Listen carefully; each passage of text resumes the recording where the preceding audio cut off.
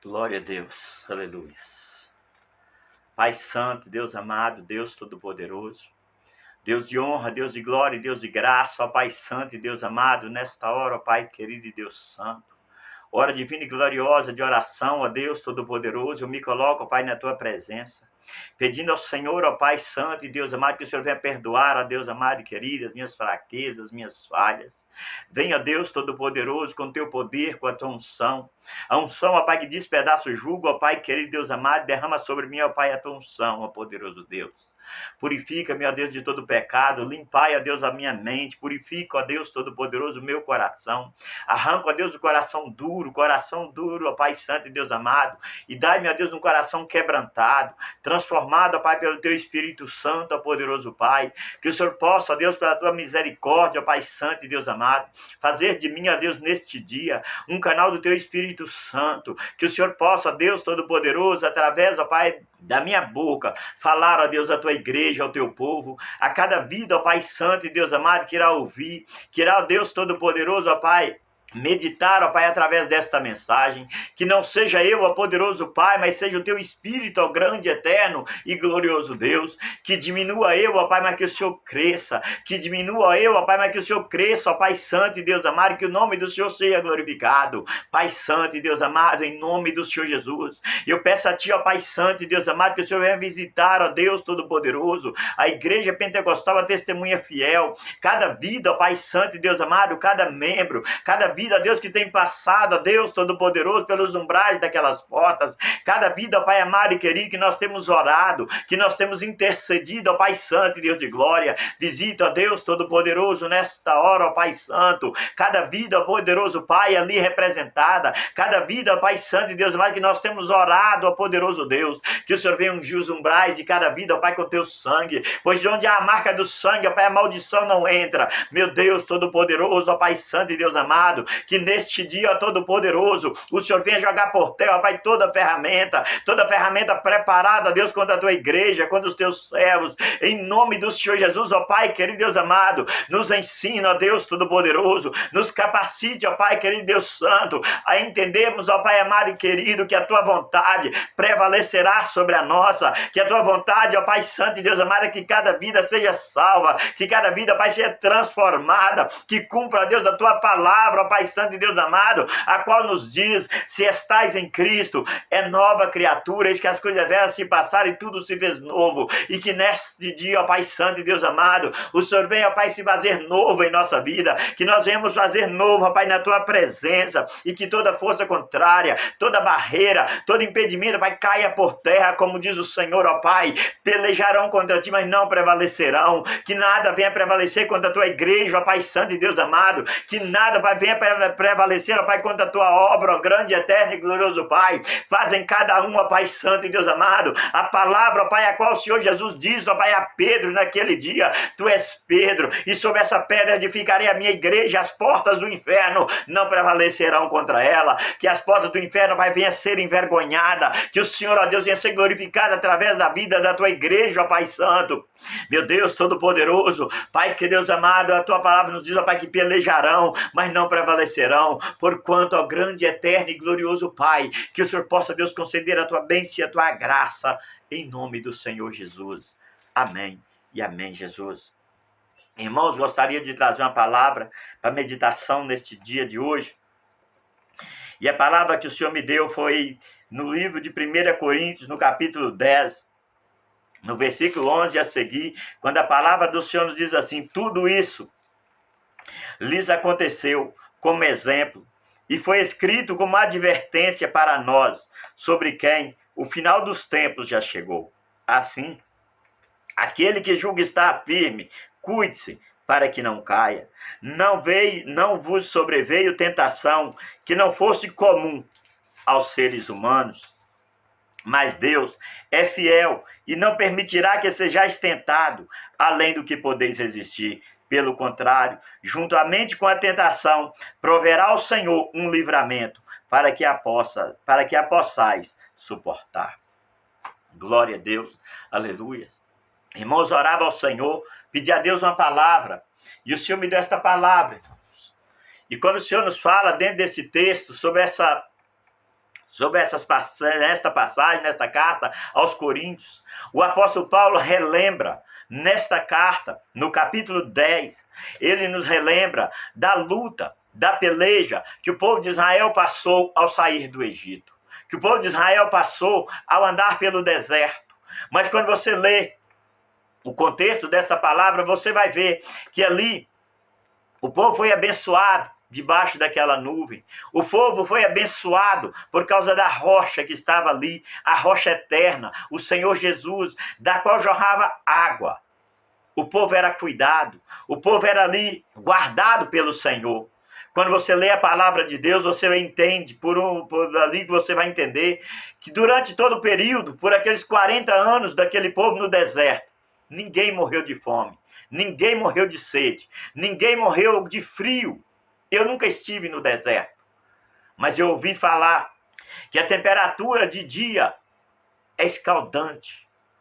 É um fogo que arde, que queima. E à noite a temperatura chega a altas temperaturas, muito alto, abaixo de zero. Eu ouvi falar, eu não sei, que chega a 30, 40 graus abaixo de zero no deserto durante a noite. O povo de Israel andou ali naqueles desertos por quase 40 anos. E ninguém morreu de frio. Ninguém morreu de sede. Ninguém morreu de fome. Mas houve mortes. Houve. Num certo dia morreu quase 23 mil pessoas. Mas por que morreu aquele povo? Porque eles, durante aquele período, eles construíram um bezerro de ouro para adorar.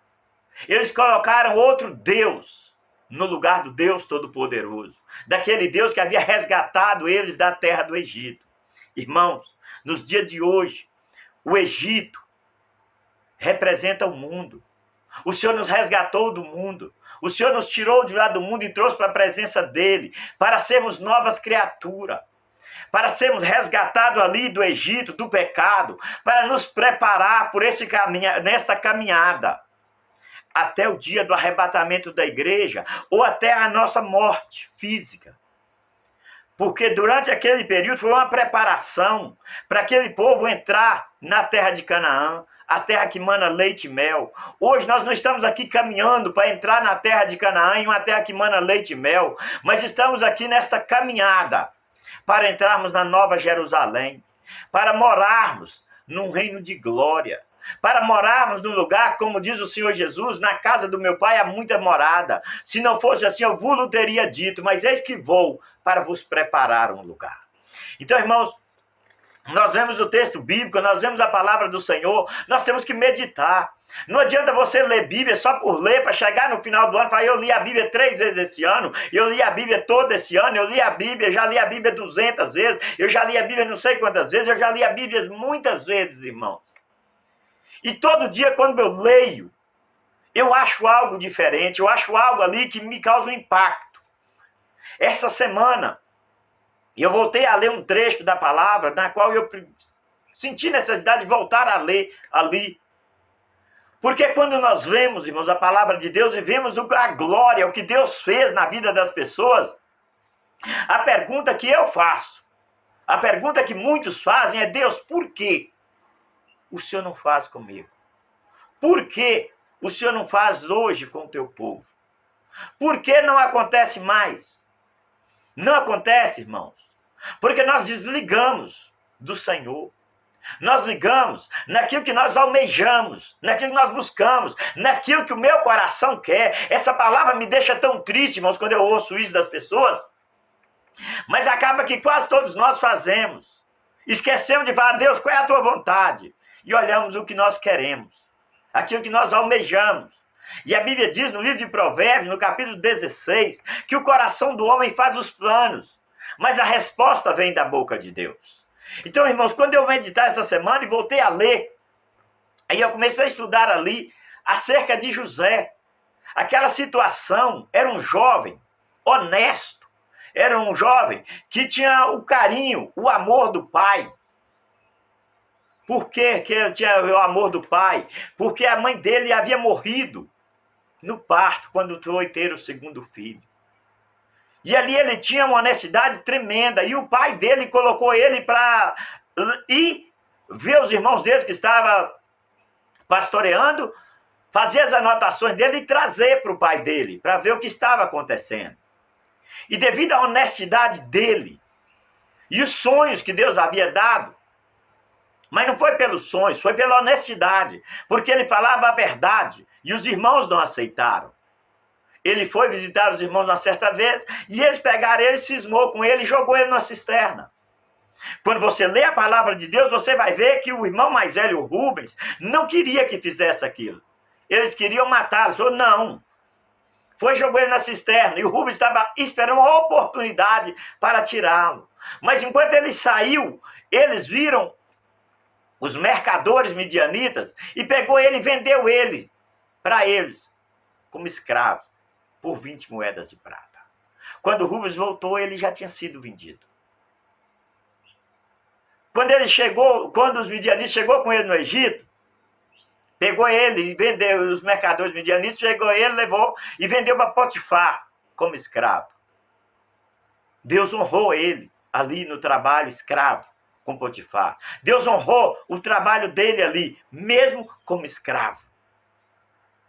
Quando Potifar viu que o trabalho, o que ele fazia, prosperava, ele tirou ele dali e colocou ele para ser administrador na sua casa.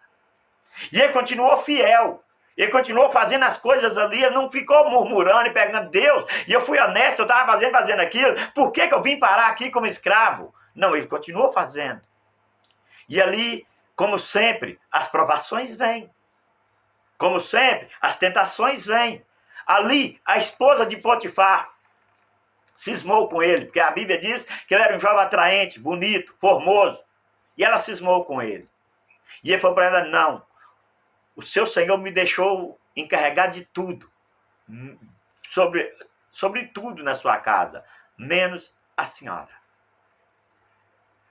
Então, quando ela viu que não tinha jeito, o dia que ele entrou na casa, ele entrou lá para fazer os seus afazeres, e ela estava sozinha na casa, ela tentou agarrá-lo. E ele escapou dela, fugiu, mas ela ficou com a capa dele na mão. E aí ela chamou as pessoas da casa e falou que ele havia tentado contra ela. Devido a isso, ele foi parar no calabouço. Mas eu li, eu procurei, e eu estudei, eu li vários livros aqui, ó, tem um monte. E eu procurei em todos eles, e estudo. E eu li a história dos hebreus, não fala de nenhum tempo em que José murmurou e questionou a Deus pela sua honestidade, pelo que ele havia feito e por que ele estava ali. Todos os que eu li, só fala que ele continuou servindo ao Senhor. E ali, naquele calabouço, ele conheceu certa vez o copeiro Mor e o padeiro Mor de Faraó, que foram presos porque havia desagradado a Faraó. Uma certa noite, eles tiveram sonhos, ele foi lá para cuidar deles e eles estavam tristes. Por que ele foi cuidar deles? Ele não era um preso? Era. Mas de tanto ele andar correto com as coisas, fazendo ali, mesmo dentro do calabouço, o Senhor o honrou. O Senhor cuidou dele. E aí o carcereiro viu que ele era uma pessoa de confiança. Levou ele, pegou ele e colocou como chefe lá para cuidar. E aí a Bíblia diz que nunca gastou tão pouco na prisão com ele na administração. Com José tomando conta. O certo dia que chegou lá e topou o padeiro e o copeiro triste, perguntou para eles o que havia acontecido, se tinha alguma coisa de errado, e eles falaram para ele que não, que isso eram sonhos, perturbações na noite que havia os atormentado. Ele pediu eles para contar para ele o sonho, eles contaram, Deus deu a interpretação, e ele deu a interpretação para o copeiro sobre a situação do sonho dele, que no período de 3 dias seria restaurado ao cargo, e ele voltaria a levar o copo de vinho para Faraó. E o padeiro, ele deu a interpretação que dentro de 3 dias ele seria tirado da prisão, mas ia ser enforcado, e as aves do céu comeriam a sua carne.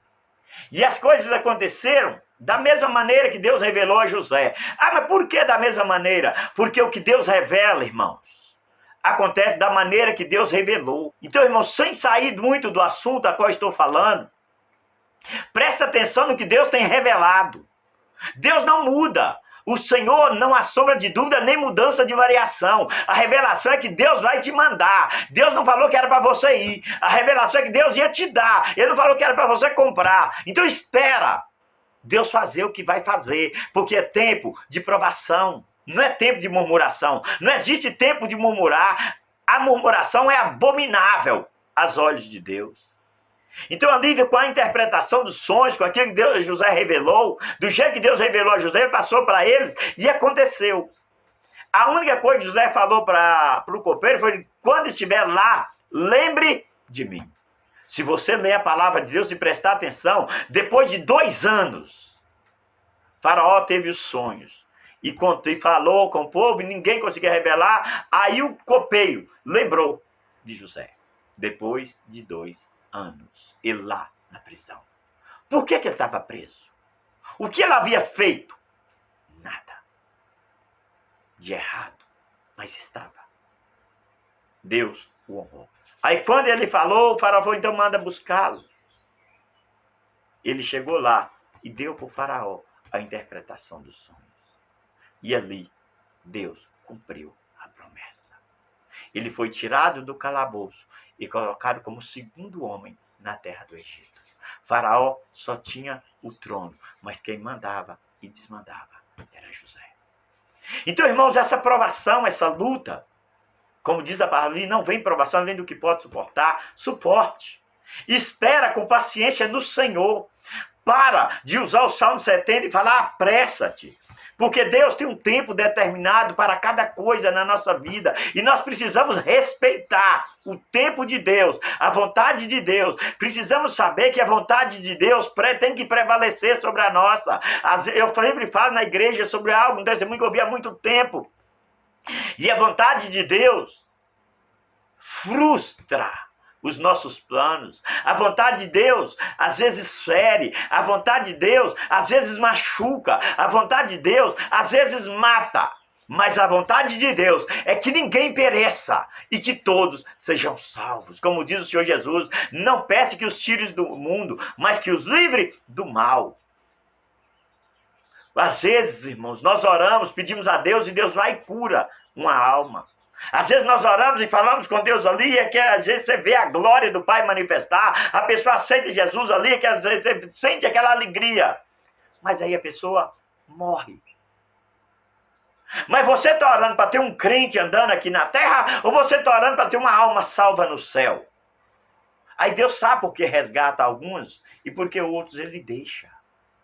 Por quê? Porque o Senhor Jesus diz: aquele que vem a mim, eu jamais o lançarei fora. E se o Senhor vê que vai te perder para o mundo, se o Senhor vê que vai te perder pelas coisas aí que o diabo oferece, porque ele tem bandejas para oferecer, e ele não mede esforços para oferecer, e não pensa você que a sua oração, que o seu jejum, que aquela vidinha que você tem ali, achando que você está 100% com Jesus, que é o suficiente para calar o diabo, porque não é. Porque Jesus, depois de 40 dias e 40 noites de oração, ele chegou para ele, para o tentar. E ele não falou com Jesus coisas que Jesus não podia fazer. Ele falou para Jesus para fazer aquilo que Jesus tinha condições de fazer. Ele falou para ele: tu não és o Filho de Deus, então transforma essas pedras em pão. Jesus tinha condição para isso? Tem. Da mesma maneira que ele transformou água em vinho, ele poderia transformar a pedra em pão. Poderia. Da mesma maneira que ele mandou os discípulos, depois de bater a rede a noite inteira e não pegar nada, e ele chegou e ele falou: não, lança do lado direito. E eles não tinham pegado nada. Quando lançou do lado direito, eles pegou 150, saiu com a rede, com 150 peixes grandes, que às vezes estava a ponto de arrebentar. É esse Deus que eu estou te falando. É esse poder que o nosso Jesus tem. Então ali naquela situação, eles viram que o negócio não era pescar a noite inteira, mas era ir segundo a palavra de Deus. E esse texto que eu acabei de ler fala: não murmureis. Não vem provação sobre vós, senão humana. A provação sobre José foi por inveja dos irmãos. Depois foi para aquela mulher que estava ali com um demônio. tentando trair o marido. Na Bíblia não traz escrito. Nas histórias, quando você estuda bibliologia e lê nas histórias, você vê falar que eles não preocuparam muito, porque pela situação que foi acusado José, ele teria que ter sido morto no Egito. Mas ali eles falam que não, porque todo o reino sabia que a esposa de Potifar o traía. Então, irmãos, quando fala sobre esse aqui, que não vem provação além do que pode suportar, talvez na nossa carne, na nossa mente, no nosso íntimo, a provação é demais. A luta, a enfermidade, a luta, a falta disso, a falta daquilo. Irmãos, a única coisa que não tem como suprir é a falta de Deus. Coloca o Senhor como primazia na sua vida. Coloca Deus como suporte. Coloca Deus ali como a primazia. Ele é o suporte da tua vida. Ele é a causa. Ele é a tua segurança. Ele é o teu socorro bem presente na hora da angústia. Não há nada que nós possamos fazer.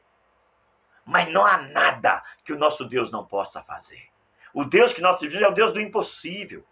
Então, quando vier a provação, vier a luta, confia. Como diz o salmista, os que confiam no Senhor são como os montes de Sião, que não se abalam, mas permanecem para sempre. Confia em Deus, mas aceita a vontade de Deus. Irmãos, eu sempre falo, para com essa situação. Fala, não, eu vou pagar o preço, eu vou orar. Orar para quê? Para fazer algo que não é a vontade de Deus? E depois você vai orar para quê? Para desmanchar aquilo que você fez? Irmãos, eu cansei de ouvir pessoas dizendo, eu vou pagar o preço. Na primeira oportunidade que tem, larga. Isso eu estou falando de casamento, de namoro, de emprego, de muita coisa. Aí eu vou pagar o preço. Que preço? O preço que era para ser pago pelas nossas vitórias, irmãos, já foi pago. Jesus Cristo pagou na cruz do Calvário. O preço que nós temos que pagar agora é de sacrificar a nossa carne, para que o nome de Deus seja glorificado. É fazer a vontade de Deus. Ainda que isso fira, ainda que isso machuque, ainda que isso não era a minha vontade, não era meu plano. Mas o meu plano não pode ser além do plano de Deus. Quando vier a provação, aceite a provação. Confie. O Deus que nós servimos é o Todo-Poderoso, é o leão da tribo de Judá, é o Deus do impossível. Ah, porque não dá, dá. O Senhor não dá aprovação além do que pode suportar. Se você crê na palavra de Deus, então para de falar que não dá, porque dá. O Senhor diz que não vem provação além do que possa suportar. Então suporte. Como diz a palavra no livro de Hebreus, espera um pouco de tempo, que o que há de vir virá e não tardará. Mas se tardar, espere, porque certamente virá. E a Bíblia ainda diz mais, o justo viverá pela fé.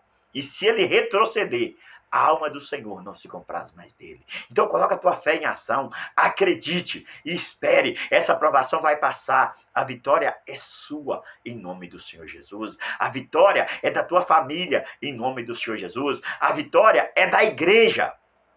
Pelejarão contra ti, mas não prevalecerão. Sobre ti edificarei a minha igreja, as portas do inferno não prevalecerão contra ela. Ah, pastor, você não sabe o que eu estou passando. Vou te falar com você. Não sei o que você está passando.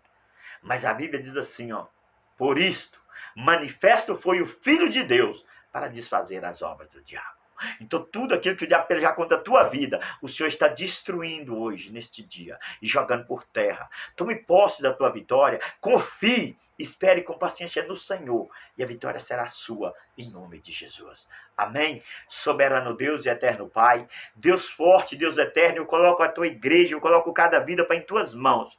Que o Senhor venha descer, ó Pai, com o teu manto de glória, que a igreja venha permanecer, que o teu povo, ó Pai, venha ter a certeza que o Senhor está abençoando, transformando e destruindo toda a ferramenta preparada contra o teu povo, em nome do Senhor Jesus. Pai, que essa pandemia, que essa maldição que caiu sobre a terra, como o Senhor fez ali, ó Pai, no Egito, evitando a maldição sobre o teu povo, faça sobre nós neste dia, e toda maldição seja destruída em nome de Jesus, porque maldição sem causa não cumpre. Por isso, ó poderoso Pai, apresentamos ao Senhor as nossas vidas. Sabemos que pecamos, pedimos que o Senhor nos perdoe e desça sobre nós a tua vitória, em nome de Jesus. Que Deus abençoe, em nome de Jesus.